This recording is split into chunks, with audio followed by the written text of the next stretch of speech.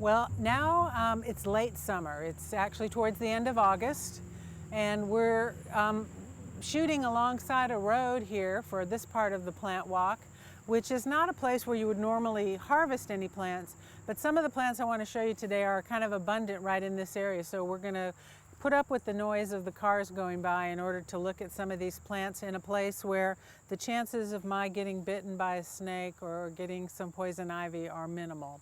So right here, what I want to just show you is sumac. This is Rhus glabra, which we looked at a little earlier in the spring, but now we're seeing it as the way it looks in the late fall, early fall actually, when the berries have changed color. So earlier I showed you some sumac that was in flower. It had green flowers, but now we start seeing these really fabulous red clusters of berries. You probably can't tell this unless I show you with what happens to my fingers when I start handling it. It has kind of like almost like a red powder on the berries. They're very sticky, and when I taste them, they have this wonderful lemony flavor. The flavor is going to get stronger as the weather gets colder, and in fact, after there's been a few rainfalls, after there's been a few frosts, this plant is extremely tart, but it's got a real strong lemon flavor right now. I also have an example here of one of the compound leaves, how they start to look in the fall. The colors are fabulous. Sumacs get really bright orange and red, and the foliage is really dramatic. And then you have these flowers, seed pods sticking up that kind of look like torches or flames. So this is sumac, and we're seeing quite a bit of it everywhere along the roads here. I'm getting bitten up by mosquitoes, so I'm going to move to another spot, and I hope you'll come with me.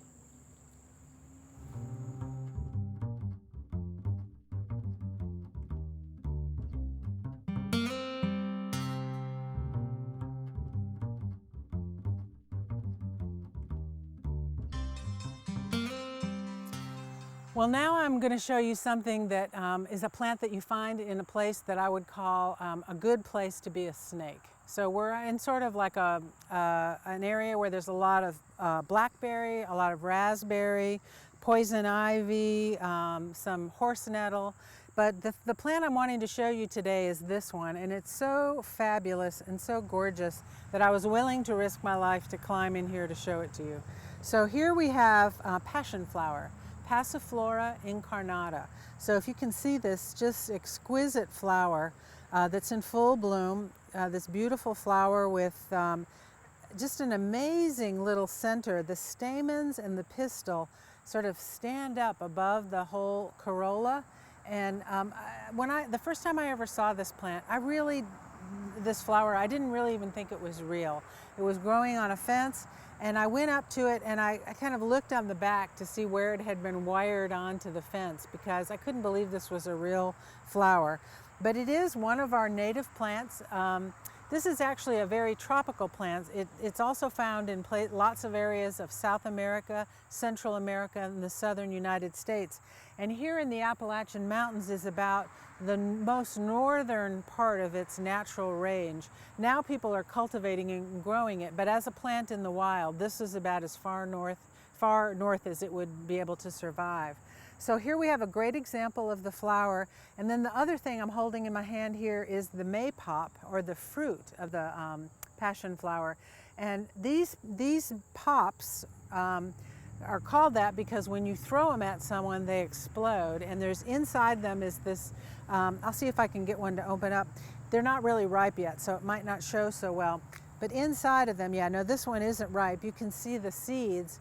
But when this is ripe, these seeds and the inner lining of this plant turn into sort of almost like a jelly that is amazing, the way it tastes. It's kind of like an ambrosia. It tastes like flowers and mangoes and grapes and just about every tropical thing that you could think of. And in places in South America, they collect it and make a syrup out of it and drink it as a soft drink. Here people make jams and jellies out of it, which is time consuming to gather a bunch of these. But this is a vine, and in a minute I'm going to show you the plant itself, and you'll see the way it grows. So let's look at some passion flower here on the ground. So here's the passion flower growing sort of in a place where you would normally find it. So you see there's lots of other things around it, a lot of scrubby, weedy plants, but there's the beautiful passion flower, and you can see the vine there with its deeply cut sort of into threes leaf. I'm going to show you the leaf here. And then down here we have some buds, and then here's our beautiful flower. This vine actually goes quite a ways. You can see that it's got lots of tendrils and it's heading off in that direction. And this whole area is covered with lots of vines winding their way through the other plants. Passion flower is one of our best native nervine relaxants. It's a wonderful sleep herb. This is the time of year to collect it. We would collect the leaf and the flower. We wouldn't use the fruits medicinally, just the leaf and the flower.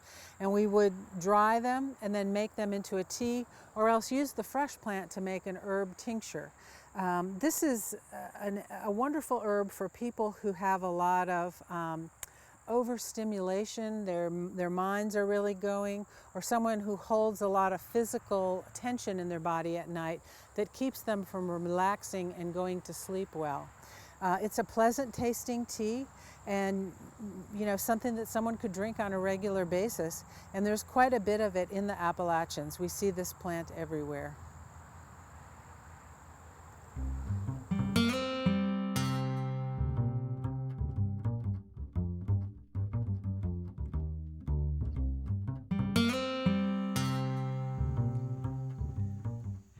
Here's another nervine that we see blooming in the late summer. So again, it's the end of August.